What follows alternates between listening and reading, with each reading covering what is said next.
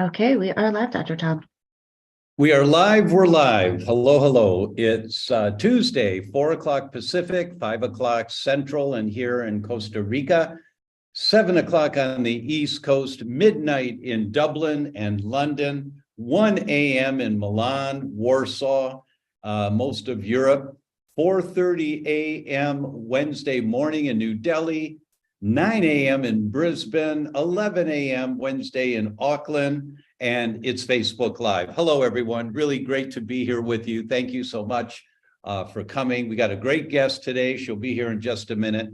In the meantime, let me give a shout out to the Benson family and little Gracie, Quincy, little Quincy. Gracie is mom, and I believe Gracie is now pregnant. Quincy's going to have another little brother or sister.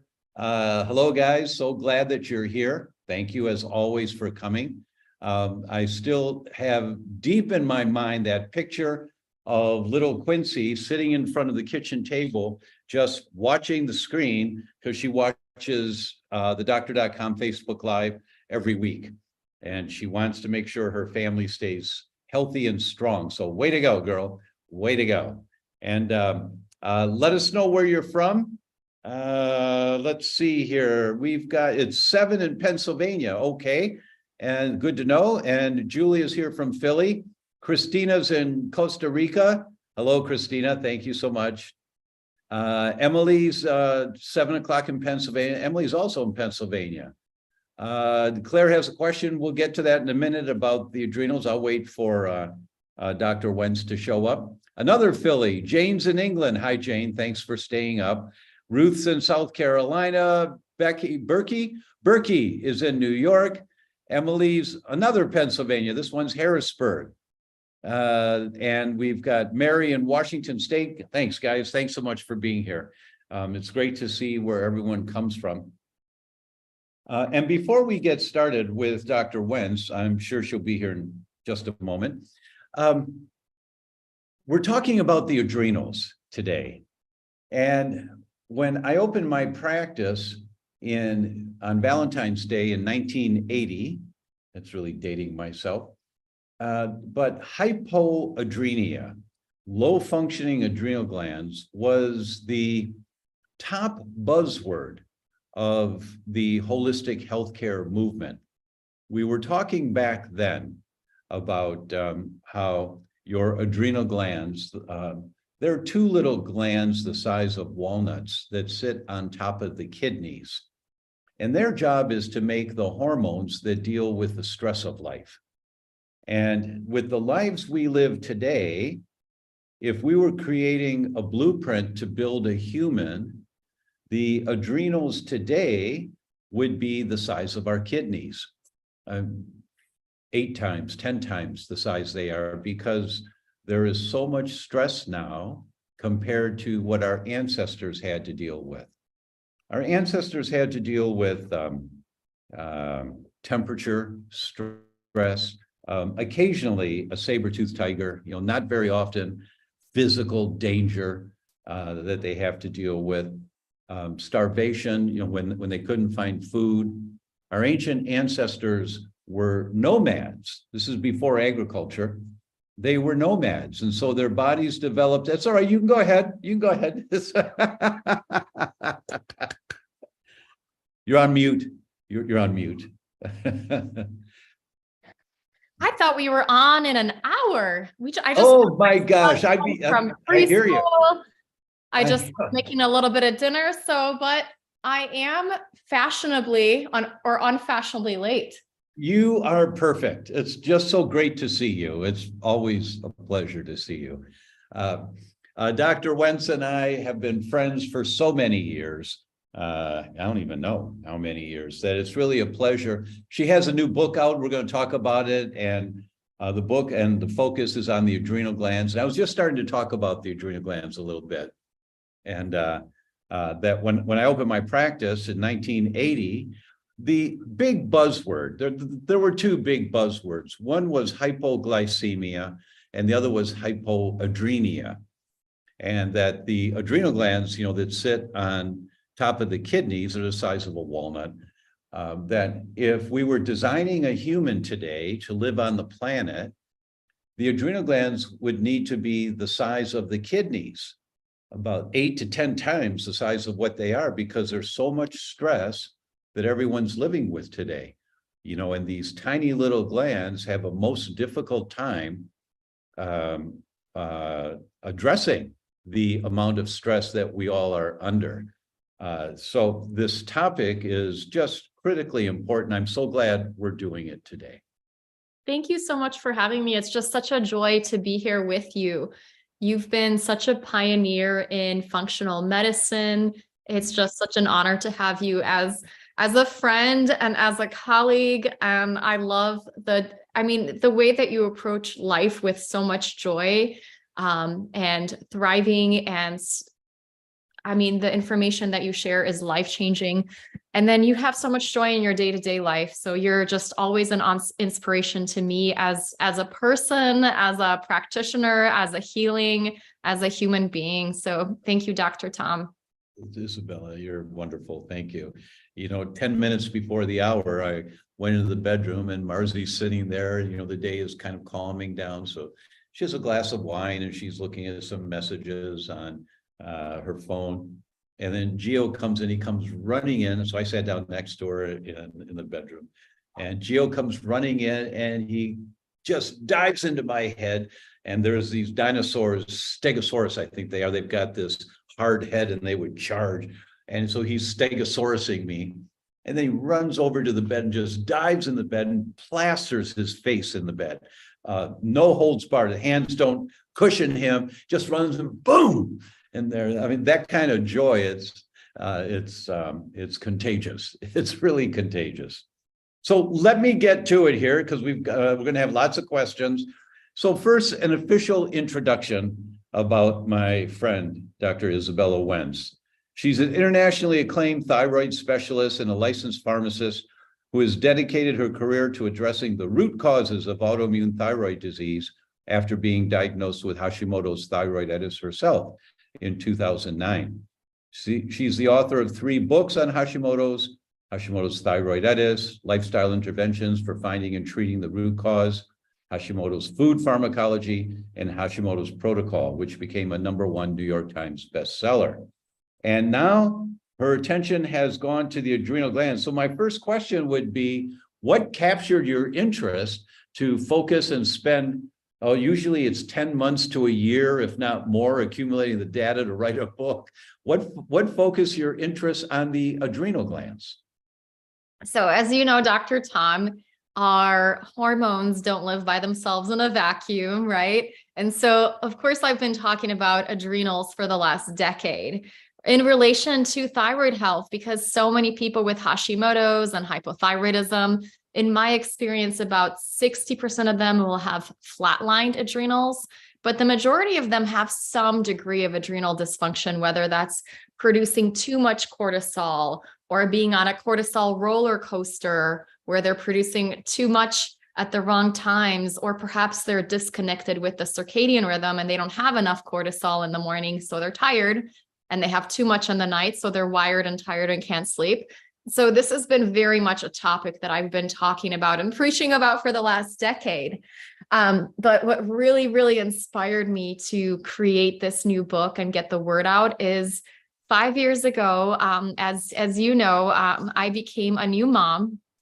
And the joy of motherhood is something else. It's just, you have this beautiful child. You just want to give your child the whole entire world. And it's such a beautiful thing. It's also, as you know, a very exhausting thing too. And little babies, they don't necessarily sleep through the night. The books say that they should, but not all children read those books apparently. And by about month 8, when my beautiful boy was about 8 months old, he was still waking up a lot throughout the night. And I had some other stressors in my life at the time where I found myself that my adrenals were kind of flatlined again. I recognized the symptoms and I tested myself and I was like, oh no, this feels like what I felt like before I healed myself many years ago. And I got the test results back, but then I was like, what do I do? because I'm a nursing mom and I can't take hormones. I don't want my baby to grow chest hair. Like, I don't know what's going to happen if I take DHEA while I'm nursing. I can't utilize, the recommendation of getting 10 to 12 hours of sleep every night for the next 30 days. Like, I have a child. Hello. I wasn't willing to give up coffee at that point. I had just started drinking it. And so I had to figure out a new way to really get myself out of that low cortisol, adrenal dysfunction, survival state and move into a thriving state. Fortunately, I came up with some additional healing modalities and I was able to recover my health in like 3 to 4 weeks. And then I've taught over 3,000 people to do the same in the last few years.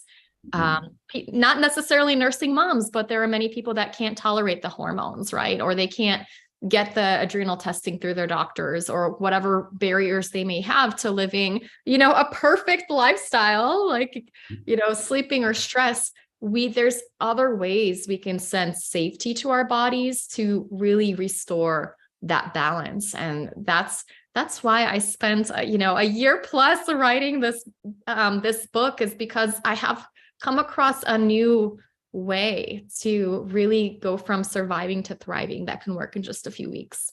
Marvelous, marvelous. Now, my first question, before we go to everybody's questions, is that it was Hans Selye that actually coined the word stress and applied it to health back.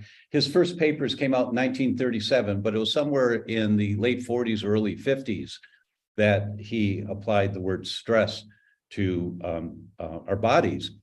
And he showed that the adrenal glands of a young man who unfortunately died of trauma, a healthy young man, were the size of a walnut. Mm-hmm. And the adrenal glands of young men who died of disease were the size of a peanut. That those glands can't handle the stress of life anymore. And his book, The Stress of Life, as you well know, is a classic, still available, and a great read. So healthy young men, their adrenal glands are the size of a walnut. Diseased men, their adrenal glands are the size of a peanut. So they've been wearing down for a long time. So my first question is, and as you said, flatlining, and what that means for everyone is that the most common test looking at adrenal function is some samples, saliva samples are common, maybe blood also, of your adrenal hormones at different times of day. And your adrenal hormones are supposed to be the highest in the morning when you wake up, because our ancestors had to get up and get started and go hunting to find food. So they had to rev it up and get going. So the adrenal glands developed to kick out the most hormone in the morning and throughout the day and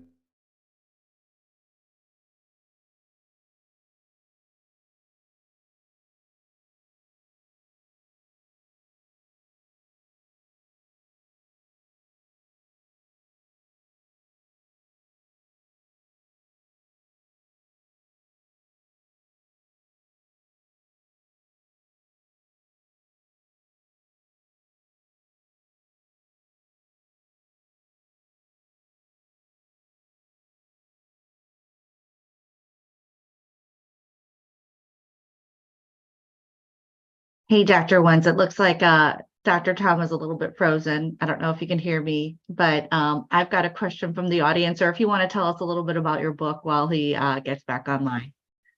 That sounds good. We'll wait for him to get back online. So my book is the Adrenal Transformation Protocol, and it's a 4-week plan to release stress symptoms and go from surviving to thriving. This is really a gentle plan to really focus on sending your body safety signals to release a lot of that stress so that you can overcome symptoms like anxiety and brain fog and fatigue, insomnia, sleep issues, libido issues, pain in the body. And the amazing thing is when you utilize these safety signals, you can start feeling better in about 3 to 4 weeks. So we've had amazing results with this. 92% of people will have less brain fog in a few weeks. More than 80% of people will just improve their sleep, their mood, their levels of energy. And this can just happen in a few weeks. I have a protocol that's based in a 4-week plan that's very, very specific so that people can follow this along and know exactly what to do. It's been released about 7 times to my community, and it really focuses on some core foundations of healing, such as balancing blood sugar, replenishing targeted nutrients, utilizing certain adaptogens to get the body back into balance.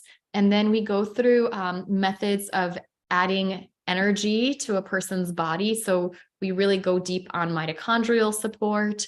We go into creating vitality in day-to-day life through some pleasurable activities throughout the day. We connect with the circadian rhythm, and then we work on building resilience. All right. Well, I am going to be your host while Dr. Tom gets back online. He's in Costa Rica, so sometimes internet goes in and out.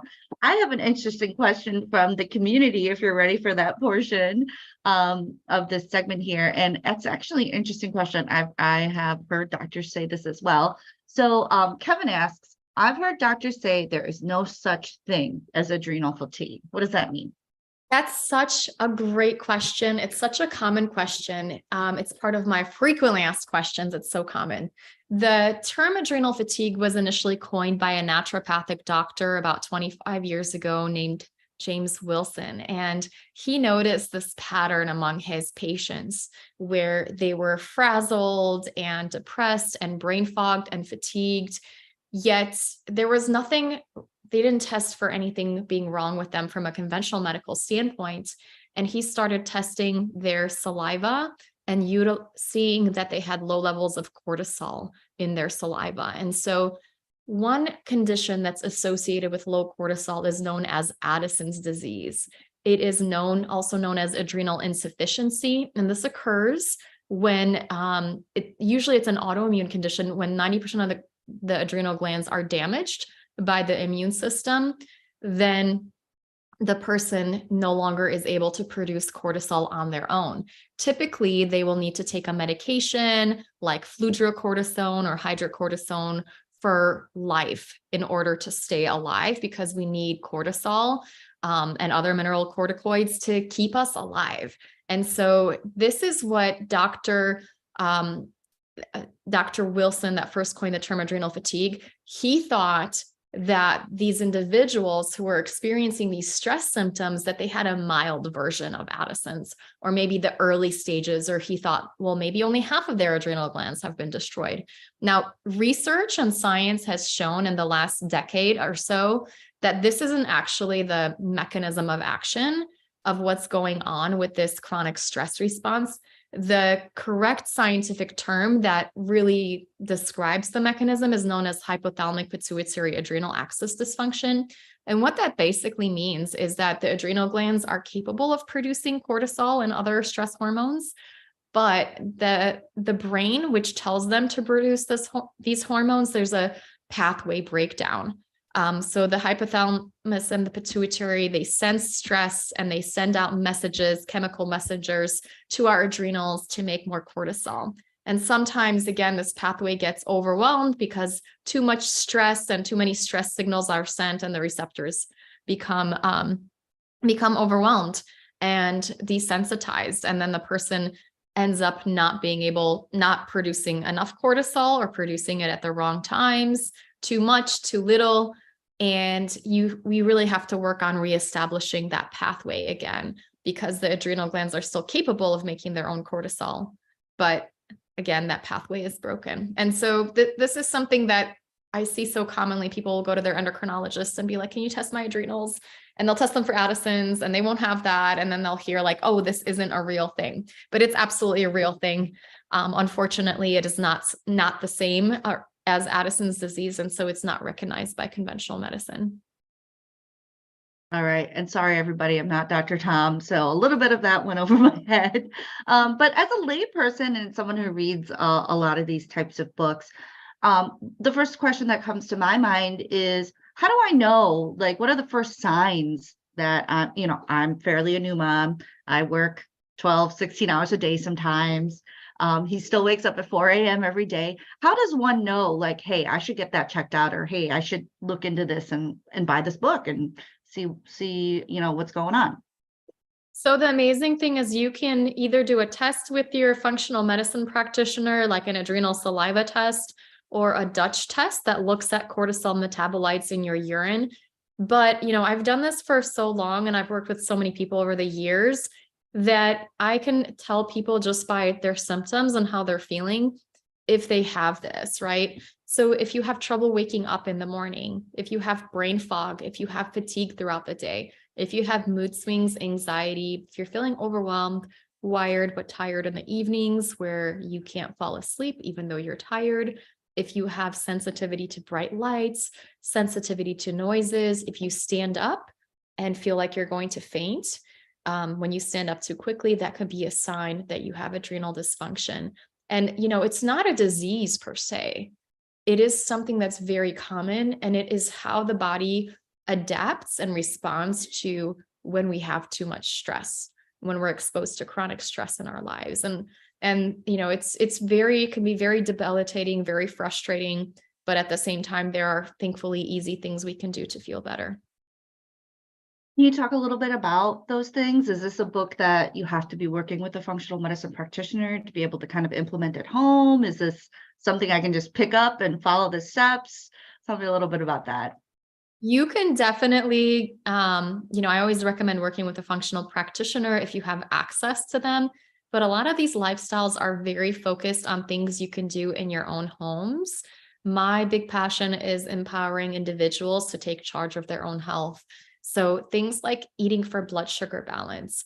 This is going to be incredibly helpful for stabilizing how your body responds. So if we have excess levels of blood sugar swings, we're going to end up with cortisol spikes throughout our bodies. If we're hypoglycemic, that's going to lead us to produce more cortisol to help bring up our blood sugar. So a big part of the plan is focusing on eating more protein and fats throughout the day. I actually have recipes in the back of the book as well as detailed guides on what kind of foods to incorporate into your diet. So we're looking at addressing nutrient deficiencies too, common nutrient deficiencies that are depleted when somebody's under a lot of stress would involve things like magnesium, B vitamins, vitamin C, and electrolytes. Sometimes replenishing these can be a huge game changer for how people feel.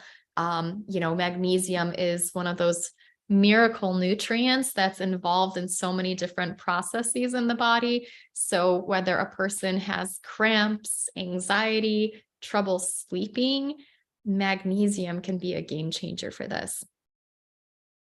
All right. Thank you for sharing. So you mentioned something about, well, Dr. Tom talks about this a lot, and it's monitoring our glucose levels, right? Are you someone who utilizes one of those like constant glucose monitor things? People always ask, what brand, where do you get it? Do you need a prescription? CGMs can be amazing because they can tell you exactly how you're responding to the different foods that you're eating. It's not a requirement for my program to get a continuous glucose monitor, but it is something if you're still struggling with blood sugar issues that you may wish to utilize. My program really focuses on, eating for blood sugar balance. So that's part of it. And then we also utilize nutrients that help support blood sugar. So one of them is myo-inositol. This used to be considered a B vitamin, but researchers have recently realized that we can make it internally. So therefore it's no longer classified as a vitamin, but it has so many powerful effects in the body, and certain individuals with various conditions tend to benefit from it. So myo-inositol has been helpful for PCOS, for diabetes. It can be helpful for anxiety disorders. It can be helpful for blood sugar issues, especially waking up throughout the night. And it can also be helpful for actually people with thyroid issues. So interestingly, the last few years, studies have been done in people with subclinical hypothyroidism. So these are people generally that have maybe a little bit of hypothyroidism, a little bit of an elevated TSH, and they may not be candidates for thyroid medications yet, but if they utilize myo-inositol, they may be able to normalize their thyroid function. Not every single person, but many people do find benefits with that. And people can feel a lot better as far as their blood sugar balance. So oftentimes they'll start on myo-inositol and they'll find that they sleep a lot better throughout the night. I also utilize a beneficial yeast named Saccharomyces boulardii throughout the program. One of the things that people don't realize is that a lot of people with blood sugar issues actually have an overgrowth of Candida, H. pylori, or may have mold exposure. And this can lead them to have sugar cravings and blood sugar swings. Saccharomyces boulardii is a beneficial yeast that helps to clear out these pathogenic organisms naturally. And so it brings about more balance in the body through this pathway. And then another nutrient that I utilize is as carnitine. This is a mitochondrial nutrient that can be helpful for allowing people to utilize fat for energy. It's oftentimes depleted in people with adrenal dysfunction, with fatigue, with brain fog, and people that tend to have blood sugar issues may be depleted with this. So this is kind of a comprehensive plan to really get blood sugar levels in balance. Oh, here he is. We're Take back. it away, folks. Yes, we're back. I think I understand where the term pura vida comes from now. When stuff happens in life, pura vida, you do the best you can. Go ahead. I was going to say, it's part of keeping your adrenals balanced is making sure that you can tune into different stressors like that. A fun fact about Anne, I don't know if Anne wants to share, but Anne and I went to undergrad together. Oh my. Yes, we were, she was like an honorary member of my sorority, right? Oh my. How cool is that? Small world. Isn't it great? Yes. So if I can continue with my question. So how do you live a pura vida lifestyle? Stuff happens. What are you going to do? So when the internet went out, I just took off my shirt, went back in the other room with Gio and Marzi. Gio's watching some little thing and he's jumping around and I'm jumping around with Gio, and I check my phone every once in a while to see if the internet's back yet. And I was like, oh man, I haven't seen Izabella in a while. I really wanted to do this with her. I hope it comes back, but there's nothing I can do. There's absolutely nothing you can do, right? And that's how life is. There'll be stuff that comes up and you can't do anything about it. And so how do we make it a positive experience in the midst of what could be a stressful, oh my God, all these people are here and I'm not there. You just do the best you can.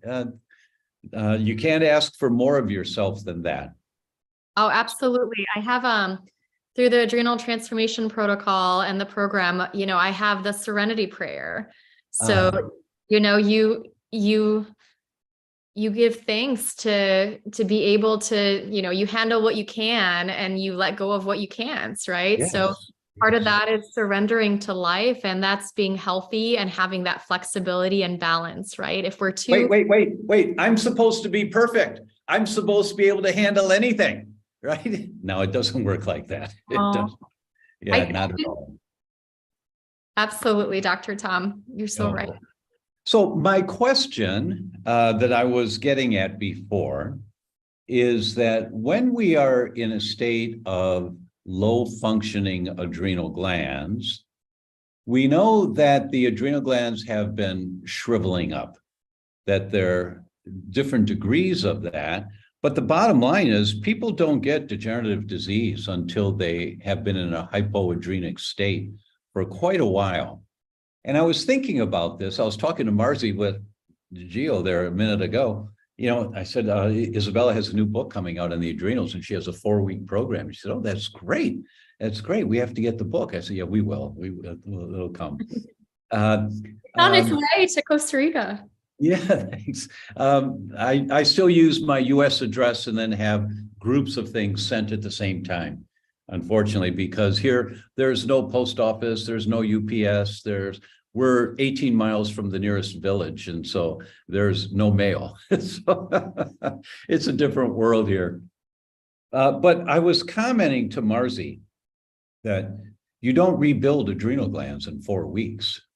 And so and I'm sure Izabella addresses this, but I just wanted to ask you, I'm assuming that the 4-week protocol gives enough of a support system to deal with everyday life while you're beginning the process of rebuilding your adrenal glands. Is that a topic that you touch on in the book? Mm-hmm. One of the things that I found to be incredibly helpful for people, because the protocols I used to use would take anywhere from 3 months to 2 years to see benefits. But the protocols I focus on, we use a lot of mitochondrial support, and that helps to increase energy in the body. Mitochondria are where our hormones are produced, like pregnenolone is produced by our mitochondria. If they're not functioning properly, which a lot of times we'll see in people with HPA axis dysfunction, they also have some dysfunction within their mitochondria. So we use that support, and then people's symptoms will begin to improve in a very rapid way sometimes within a few days, and oftentimes within a few weeks, where within that 4-week process, people find that they get so much relief from their symptoms, and they're able to carry on, right? So they're able to really get their energy back. They have the exercise tolerance comes back. And what I really focus on is realigning that cortisol release with the circadian pattern. So of course, if a person has Addison's disease, this is a different type of adrenal pattern than what's known as hypothalamic pituitary adrenal dysfunction, where there's this communication breakdown between our brain and our adrenal glands. And that pathway is disconnected for whatever reason, maybe because of too much stress perception. So what I'm really doing is helping a person to shift from that overwhelmed state where they have way too many stressors and the scale just gets kind of heavier and they're shift into survival mode. And we go back into thriving mode because we provide so many safety signals and try to limit the stressors. And that sends the body out of that sympathetic state to more of a parasympathetic state. And, we're utilizing more protein, we're utilizing circadian rhythm support to allow the body to start healing itself at, kind of a rapid pace and stop breaking itself down. So the impact happens very, very quickly in terms of symptoms.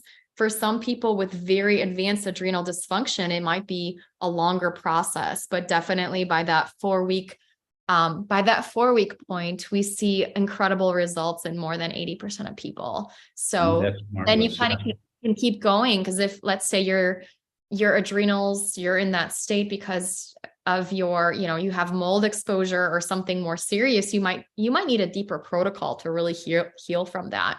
But at the same time, you have a solid foundation for healing. Yeah. So the 4-week protocol gets people functioning better and able and feeling like they're in a healing, rebuilding mode. Would that be an accurate thing to say? Oh my gosh, absolutely. So they do feel amazing within the 3 to 4 week plan, even people that have been debilitated for many years. And I really think the mitochondrial support with the adaptogens. So I've pulled from a lot of different modalities and created this plan together to really send a variety of safety signals. So the makes a lot of sense. Yeah. Yeah. So I just want people to know, though, at the end of 4 weeks, when you're feeling much better and functioning well, you're not done.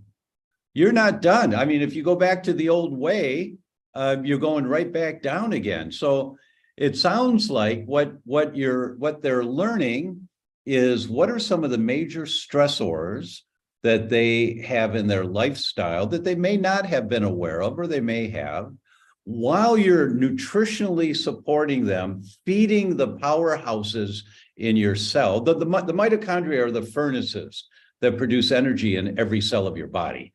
And so you're fueling the furnaces to get them working back up to more normal levels again, generating energy. And so, in a furnace, you generate heat. Well, in a muscle cell, you generate the strength to move the muscles, right? But it's energy.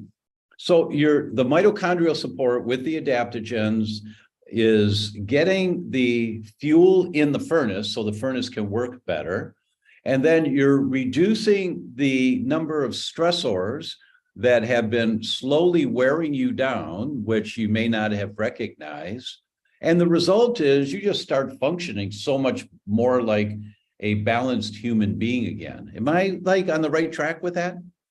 Yes, you're absolutely on the right track. So we take away the things that cause harm and we add more of the things that make us feel better.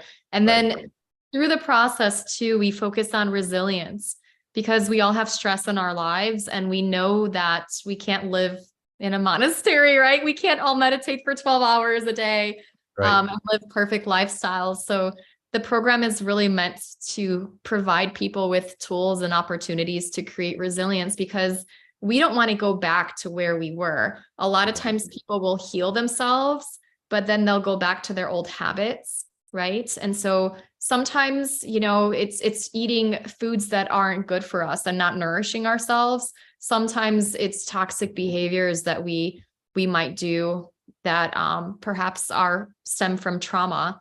And if we kind of end up going back to those patterns that got us sick in the first place, right? We can have another flare up of that. So it's also focused on healing some of those patterns through personal transformation techniques. And building resilience, that's a magic word in my world. So you're talking about adaptogens there. And absolutely. I know Dr. Tom and I, we both love adaptogens. They can be so incredibly helpful for the symptoms like anxiety and stress and sleep issues and mood issues, libido issues. And the way that I think about them is they just give us a little bit of extra space. So we might still have stress in our lives, but our perception of the stress is a bit better. The stress can kind of bounce off of us rather than really affecting us if we have some adaptogens in our system. I typically will say everybody else around me is less annoying if I have adaptogens, if I take adaptogens, right? That's a great way of saying it. It works. But of course, we don't want to just rely on adaptogens and keep with our habits. They give us a little bit of extra, but there's other things we can do to really build resilience within our minds and our bodies, setting boundaries, really letting go of any things that weigh us down, such as, toxic exposures or trauma or toxic people. These things can really drag us down and impact our resilience. Yes, absolutely correct. And I don't see the link for the questions. For some reason, I'm not finding that. So if you could send it over to me, please, in the chat, then I will start going to questions that we have. So you said that you've worked with over 3,000 people in the last few years as you've been developing this program. Can you talk a little more about that? And what do you mean by that? Sure. So I first utilized this program for myself to heal myself when I was a new mom. And through that process, I was like, I really need to share this with the world as a program. It took me a little while to get it out as a program. So around, ironically, March of 2020 is when I released it to a group of 100 people within my community. And these were individuals who had taken my programs before. And I was like, oh man, this is such a tough time. Is this actually going to work? Right. And I set it up as a 6-week program. With the first week was just onboarding where people would kind of read the materials. They'd get familiar with everything. Right. And then we had 4 weeks on the program and then a week of offboarding where we kind of talked about what are the next steps. And this is kind of how my book is set up. So we have the first section, which gives you all the information you need to know to understand your body and adrenals. And then the middle part is the protocol. And then the third part is like, okay, what are your next steps? You've had a solid 4 weeks of healing. Like, where do we still need to dial things in? And so initially this was a group of people, and remarkably, over the course of the 4 weeks, their anxiety got better and their irritability of fatigue. A lot of the symptoms got better throughout the program, despite of what was going on in the world. I typically, we would do weekly Q&As with everybody. And it's been really interesting because usually the first few weeks of Q&As are people really overwhelmed and exhausted. And by week 2 or 3, something starts to shift where people will say, I just cleaned my whole house and I'm not tired. I'm running up and down the stairs. My libido's coming back and my brain's working again. And the way that I set it up for the individuals that I've worked with in this fashion is we first start with nutrition and we really focus on eating for blood sugar balance. That's all you really do the first week. And then you focus on healthy habits with aligning with the circadian rhythm. So you do make sure you step outside in the morning and get some beautiful lights into your eyes. That's going to tell your body to produce cortisol naturally. When we're indoors all days, our body doesn't know, is it daytime? Is it nighttime? Is it the middle of the day? Is it the end of the day? And setting them up for success that way. Within the first week, they'll start seeing some shifts. A lot of times anxiety goes away when we get our blood sugar into balance. And people were like, I thought I had anxiety. Turns out it was blood sugar issues. The second week, we start on adding supplements. And, people oftentimes, they get on electrolytes and pain goes away. They get on magnesium and cramping goes away. They start incorporating some of the habits throughout. Carnitine helps with brain fog.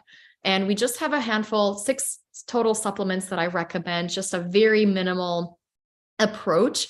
And people start feeling so much better during that second week. Once they have that energy and once they have a little bit of that blood sugar balance, then we start working on some of the deeper work. So we start adding in initially some mindset exercises and pleasurable activities to really shift the person out of that, like, I'm in constant emergency state to fight, flight, and fright.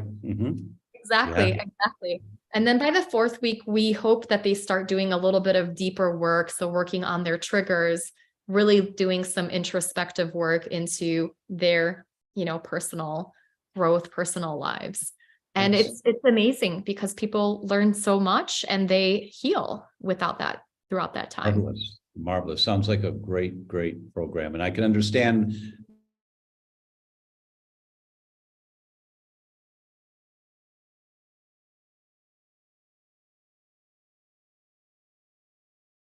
I'm just going to take over again before it looks like Dr. Tom's internet has gone out again. Dr. Wentz, you still there? I'm still here. Okay, all right.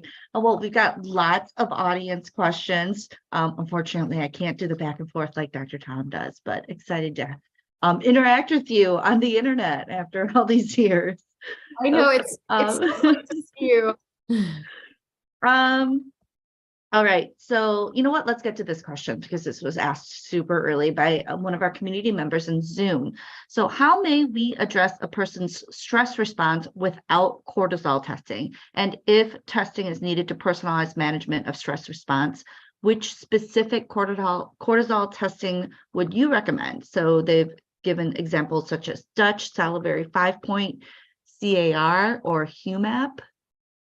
So I personally love doing testing, and I would love to do the Dutch on everybody that I would work with. I know that this isn't accessible to many people for whatever reason. I've worked with so many people where I was like, here's the test I want you to do. And they're like, well, it's kind of expensive. And some time goes by, finally they get the test and then it sits on their shelf for 3 months before they do it. And then they do it and it takes 4 to 6 weeks to come back. And by that time, I'm like, for the last 6 months, you've had fatigue. I know how to help with that. So I make testing optional for the individuals that go through my program for that reason, not because I don't love testing. So testing can be incredibly helpful for really getting more detailed and checking people's progress as they go throughout the program.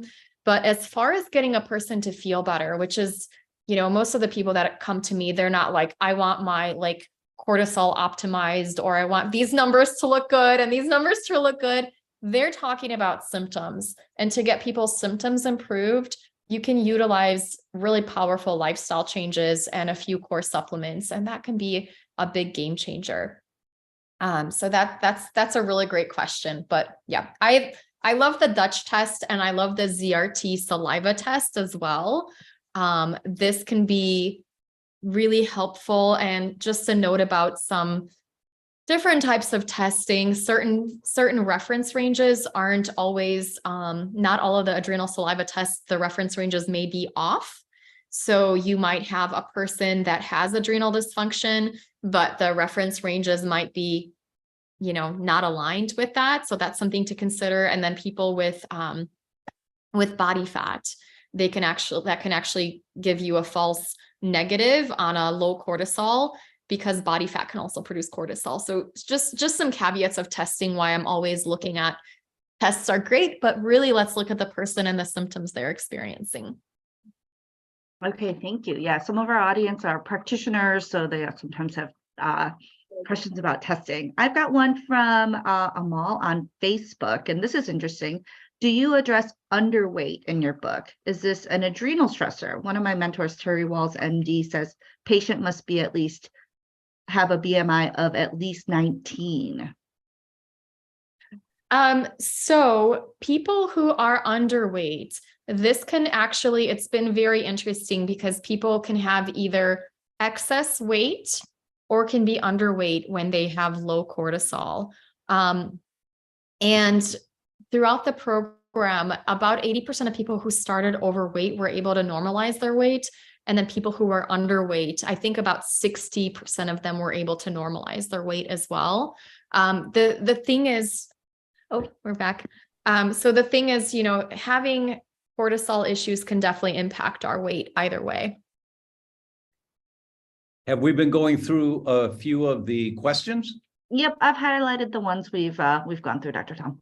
Okay, and because I was booted off, my chat is empty, so the link to the questions is not there. Can you repost them in there for me? And there we go. And let's go that one. There we go. Okay. Yeah, that's interesting. The one about my doctor says there's no such thing as adrenal fatigue. You've addressed that one already? Yes. Yeah. I would just add to that. Well, that's because that doctor's textbooks never talked about it. They deal with disease, not dis-ease, which is what gets you to disease. How does thyroid disease affect pregnancy and fertility, and what can I do about it? Such a great question. Women with hypothyroidism, unfortunately, are going to be at greater risk for fertility issues, for miscarriages, for trouble becoming pregnant. They may be at risk for premature labor. Their babies may be at risk for lower IQ and respiratory distress if hypothyroidism is not properly addressed during pregnancy. So the things to really consider, if you have Hashimoto's antibodies, if you're antibody positive, you may actually benefit from a low dose of thyroid hormone while you're trying to conceive. Using something like selenium can be very helpful while you're trying to conceive. That has shown to reduce thyroid antibodies by about half in the course of 3 months. It can also, various studies show it can reduce the risk of postpartum thyroiditis. And then going gluten-free.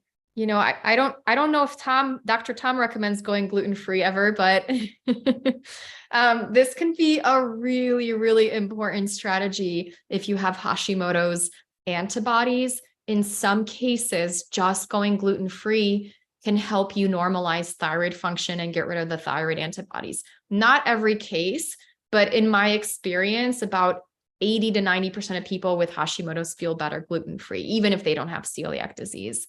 That's really interesting. Professor Yehuda Schoenfeld, the godfather of autoimmunity.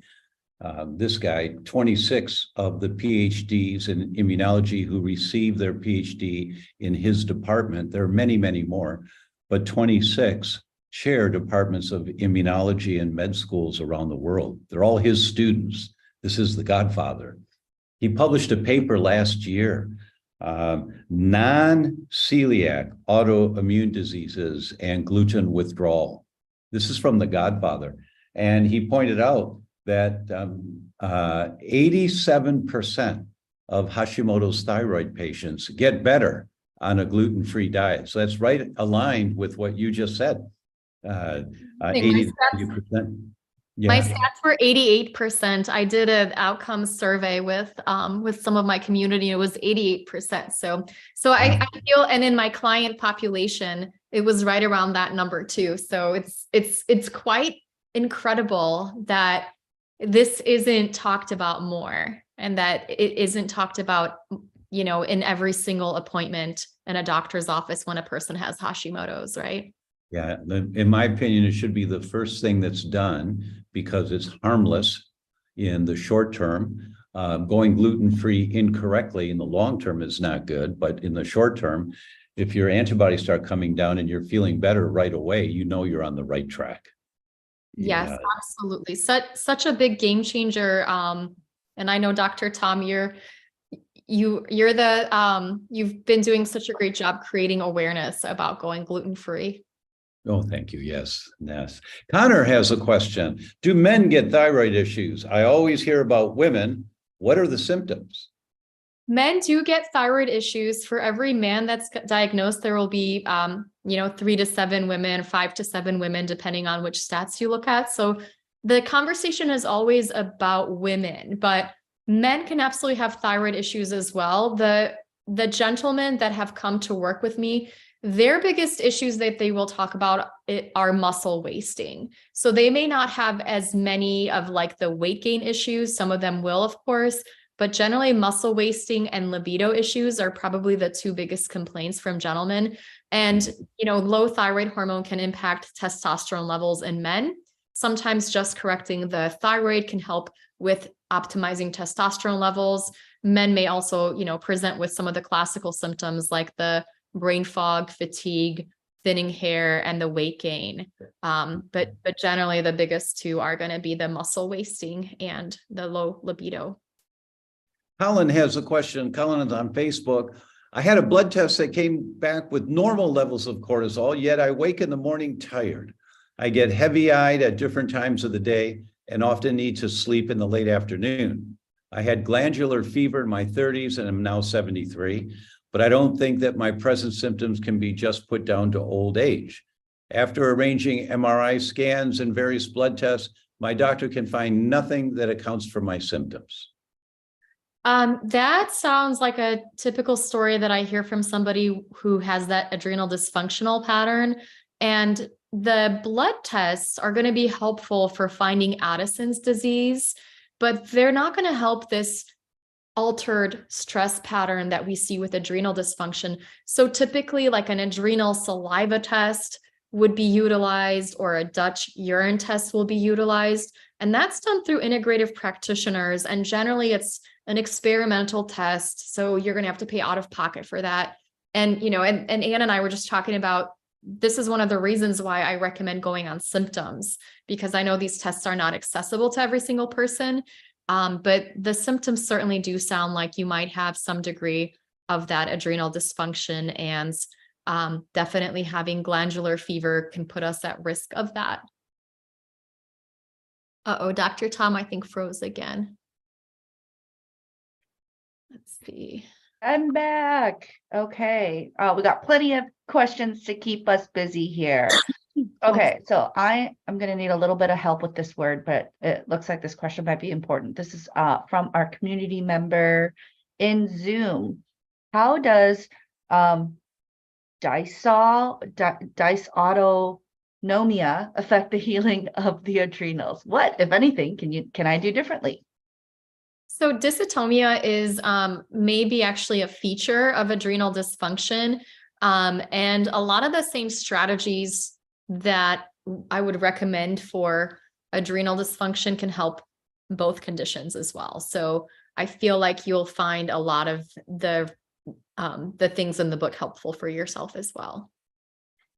Just have a few minutes left, so we're going to try to get to as many questions as possible. Actually, I saw a question in Zoom here from someone who's purchased your book. So Dr. Izabella, the supplements you mentioned in your book are needed to be taken for a long period of time or for just the 4 weeks.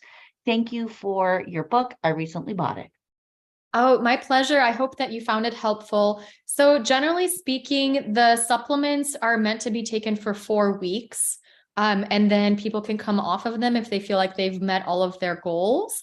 One of the things that I would recommend, magnesium is something that you may wish to utilize long-term, just because we don't get enough of it from our food and we need it for so many different pathways in the body. If you don't want to take a supplement, you can actually take an Epsom salt bath. But as far as if they're safe to be taken for long-term, anywhere from 3 months to 2 years is what I would recommend taking them for if you wanted to carry on with taking them. Got it. We have a question about, from Claire on Zoom. So which supplements support the mitochondria? And we had mentioned adaptogens. And she asked, what if adaptogens caused an adrenal crash for you? Oh, so some people do find that adaptogens make them feel worse. And that's why I have a variety of resources and recommendations in my book, because I've had people who have felt worse on glandulars, who have felt worse on adaptogens, who have had like a lot of, I can't take supplements, I can't utilize this. So I have a variety of strategies to help, such as the mitochondrial support. So B vitamins, vitamin C, magnesium, and electrolytes are going to be helpful for supporting the mitochondria as a baseline.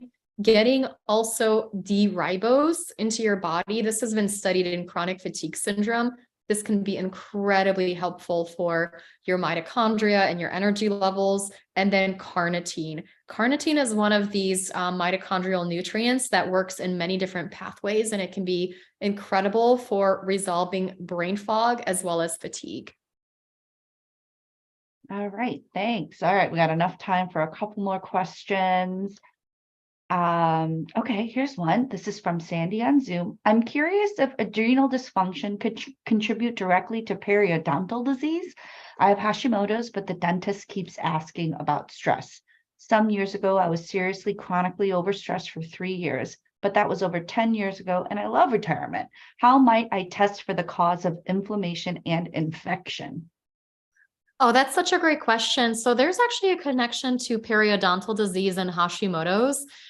There is a wonderful dentist that has found if you have periodontitis, that you might actually have a certain type of protozoan parasite that sits inside of your gums. And that might be a trigger for both periodontitis and Hashimoto's. So stress tends to make any kind of dysbiosis we have worse as well. So I wonder if that's kind of the contribution of stress that would be. I have an article on my website. So his name is Dr. Mark Bonner, and he is a French Canadian dentist. And his book is called To Kiss or Not to Kiss. And it has a really great information about what to do about periodontal disease, and that it's oftentimes caused by, he's identified 2 different pathogens that can cause it. And the amazing thing is, like, you may not need grafts, you may not need, dental surgery if you can get to the root cause, which is that periodontal infection. He's trained dentists all over the United States and all over the world. So hopefully that will be, a nice takeaway for you to find the root cause of what's going on. All right. So with our last minute, first, I'd love to say thank you for joining us today. And it was great to connect with you. With the last minute, will you just kind of go over what people should expect from the book? I know you had mentioned it earlier, but we got more people on right now, where they can get it. Everybody, I've already posted the link wherever you're watching. I've posted the link. Zoom folks, I'll post it in just a moment into the chat. So just tell us, where they can get it and what to expect. Sure. So my book, The Adrenal Transformation Protocol, this is a 4-week plan to help you go from surviving to thriving. And it's available on Amazon and Barnes & Noble, wherever fine books are sold. And this is something that's divided into 3 parts. The first part really teaches you about your body, what your symptoms might mean, and it introduces you to the protocol. It talks about some of the symptoms that may be related and how to figure out, what might be relevant for you. The second part has that 4-week plan of all of the things you need to do to rebuild your body. And so we focus on replenishing with nutrients, re-energizing to give you more energy and vitality, revitalizing to help you find that joy, rebuilding resilience. And this is the core protocol that has helped more than 80% of people feel significantly better. And then the third part of the book is based on some advanced solutions. So for some people, they might have adrenal dysfunction because they are, just under a lot of stress, and that might be their only cause. For other people, it might be toxic exposure. And even though the program might make them feel better, if they're not 100% well, I share some additional root causes to pursue, such as testing for mold through an organic acid test or a mycotoxin test.